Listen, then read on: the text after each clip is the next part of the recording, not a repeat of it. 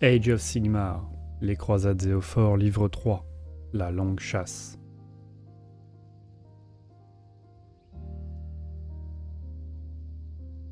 La croisade de la comète sera la plus grande victoire de Sigmar qui restera dans l'histoire. Voici ce qu'affirmaient les membres les plus zélés du grand conclave depuis la sécurité de leur hall voûté. Une grande partie de Hammerhall se réjouit car des expéditions plus importantes que toutes les précédentes traversent les forêts sauvages de Giran et les désolations arides d'Akshi. Malgré tout, certains répètent ce mantra, les dents serrées. La croisade est menée par des habitants, courageux mais ordinaires.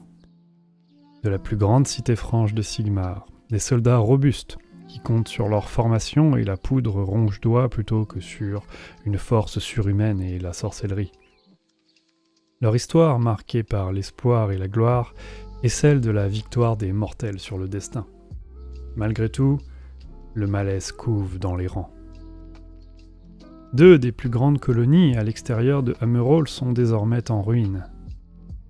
L'une, écrasée par les fils de Behemat, et l'autre, piétinée par un Troggoth sorti tout droit des mythes. Les vaines tentatives des Zéophores pour sauver ces villes ont été payées dans le sang, tandis que l'ère de la bête poursuit son ascendance implacable en stimulant les énormes brutes qui souhaitaient voir échouer les projets de Sigmar. Les frontières sont encore frappées par la peste, et la rumeur veut que le raz de sang soit en marche. En dépit de tous les efforts des maréchaux de la croisade pour faire taire ces bruits, les soldats du front commencent à perdre espoir. Mais quels que soient les dangers qui les attendent, les deux queues de la croisade de la comète ne peuvent plus rebourser chemin. Après les sacrifices consentis pour les soutenir, baisser les bras serait une insulte pour tous les martyrs.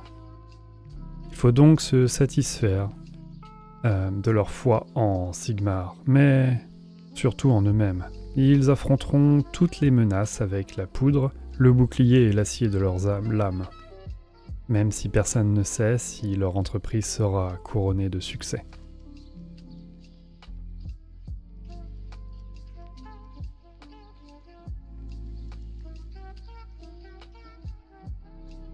Relevé dans les ruines. Le désespoir a pris racine dans la croisade de la comète. L'expédition du dieu roi, la plus grandiose de mémoire d'homme, est assaillie de toutes parts.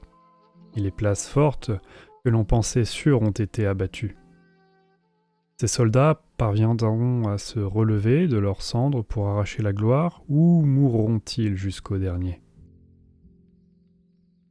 La longue chasse replonge dans l'histoire de la croisade de la comète, une expédition double lancée par le dieu roi et ses meilleurs commandants. Chaque queue de la croisade, l'une s'aventurant dans les jungles de Giran et l'autre dans les terres desséchées du grand aride d'Akshi, est constituée de soldats enthousiastes qui espèrent pouvoir forger leur propre légende en accomplissant leur objectif de fonder deux grandes cités au nom de Sigmar. Mais ils sont harcelés par des ennemis qui se délectent de les massacrer corps et âme. Dans leur quête de nouveaux foyers, les Zéophores déterminés ont affronté des hordes d'Oruk en maraude, des marées de grottes et même des piétines de méga-gargans furieux. Bien que le sort s'acharne sur eux, ils sont encore en vie, contrairement aux deux colonies qu'ils ont laissées en ruine. Les soldats ont payé de leur vie par le sang. Les Zéophores poursuivent leur route malgré tout, en priant pour que chaque lever de soleil ne soit pas le dernier. Ailleurs, les activités de la croisade ont attiré l'attention de vieux ennemis, les Sangliers de Khorne, qui ont été aperçus près de Hammerhall Aksha. En Giran, l'ouverture forcée d'une antique porte de royaume a permis à Kranios lui-même de se déchaîner sur l'éternel renouveau, et le roulement frénétique de l'air de la bête secoue même les habitants du royaume d'Émeraude, dont de nombreux ogres en quête de leur prochain repas. Avec autant de force cherchant à briser ou à dévorer leur croisade, les soldats blessés continuent malgré la douleur. Chaque instant gâché est une autre vie perdue.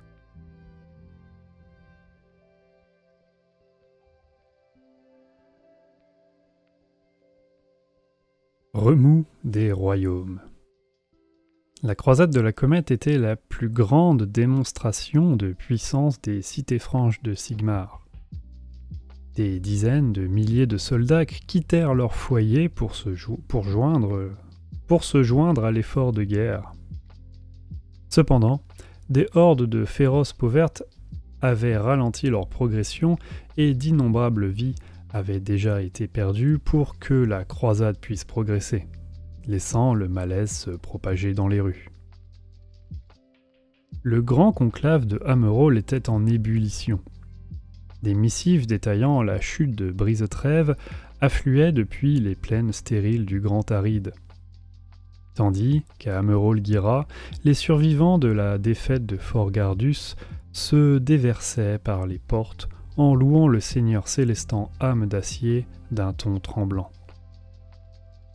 L'honorable conseil de Hammerhall se trouva dans une impasse, tandis que le coup en vie de la croisade de la comète donnait des arguments aux voix dissidentes, ouvrant les blessures des personnes qui n'étaient initialement pas convaincues de la viabilité de l'entreprise.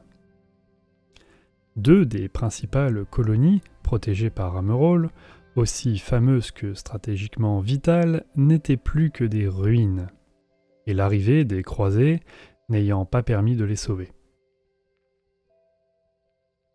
Certains opposants radicaux soutenaient qu'ils avaient même guidé les bêtes à leur porte, précipitant la fin de ces colonies.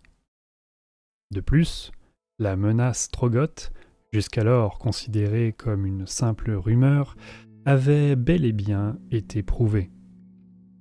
Même si les troglodytes à peau de pierre suivaient encore l'expédition d'Akshi, rien ne garantissait qu'ils ne se retourneraient pas leur attention sur Hammerhall-Aksha s'ils se lassaient de leur course-poursuite. Cependant, cette cacophonie dissidente était étouffée par certaines voix plus véhémentes. La pontifex suprême, Electrus Vinx, déclara que la progression continue de la croisade malgré ses désastres était une bénédiction de Sigmar, ce qui déclencha les feux grondants de la ferveur religieuse dans les rues d'Akshi. Des récits déments sur le miracle de la roue, décrivant comment la pontifex Zenestra avait invoqué une grande roue de foudre sur les hordes de grottes, attirèrent des milliers de croyants dans les temples du culte de la roue. Nombre d'entre eux furent arrêtés en train de retirer les roues de divers appareils pour les sauver du sacrilège de l'usure. Les roues dentées des zones industrielles furent touchées, ralentissant la production d'armes. Le zèle contagieux se répandit rapidement au reste des cultes Unberogen, dont les adeptes se déversaient dans les rues couvertes de suie, lors des célébrations durant des jours.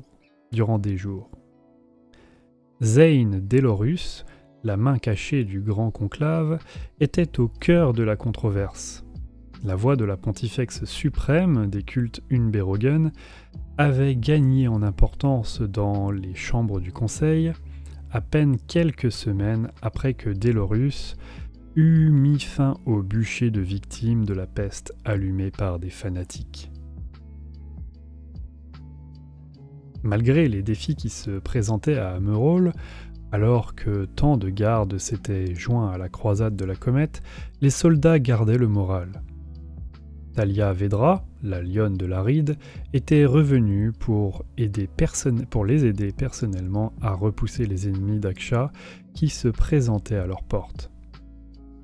Même les défaitistes du Grand Conclave ne pouvaient nier que la démonstration de puissance de cette expédition parvenait à inspirer la population et à intimider leurs ennemis.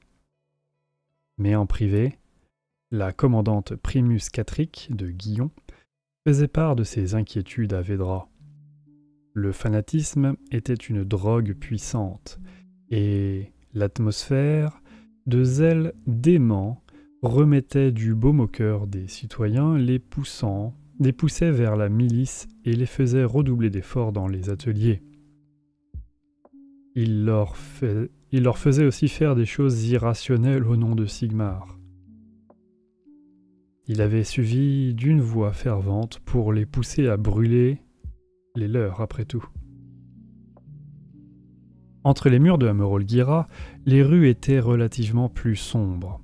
La matriarche Gyranis Nadian Greenspur, qui représentait les intérêts de Giran en Akshi, avait appris des chevaliers sanctifiés qu'il fallait s'attendre à l'arrivée de survivants du Fort Gardus. Amedacier lui-même était mort en héros lors de la défense, mais le fort de l'orage avait fini par tomber. Le retour des Éternels étant devenu incertain à cause des cieux maudits de Be'lakor, une progression funéraire avait été organisée en mémoire du Seigneur Célestant et du sacrifice qu'il avait consenti. Pendant 3 jours et 3 nuits, les chutes d'eau et les aqueducs scintillèrent de milliers de brilles phalènes lâchés en son honneur, et des chants funéraires résonnèrent des chutes des plus modestes aux palais les plus opulents. Des huttes les plus modestes aux palais les plus opulents. Le sac de Fort Gardus retourna l'opinion publique sur la croisade de la comète et poussa les citoyens à exiger le rapatriement des Éophores.